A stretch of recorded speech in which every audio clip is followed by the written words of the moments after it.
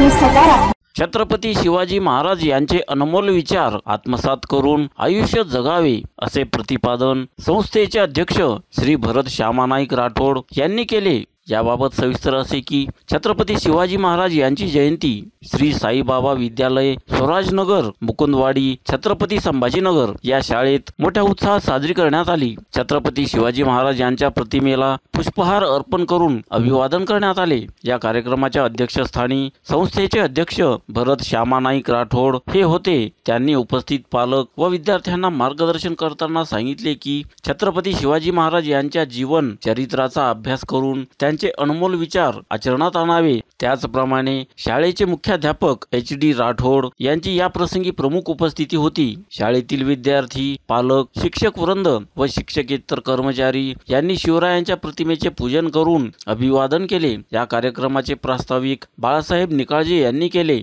APN news साठी अर्जुन पवार, छत्रपती संभाजीनगर। दिनांक 19 February रोजी आमच्या श्री साईबाबा विद्यालयात शिवजयंती मोठ्या उत्साहात साजरी करण्यात आली।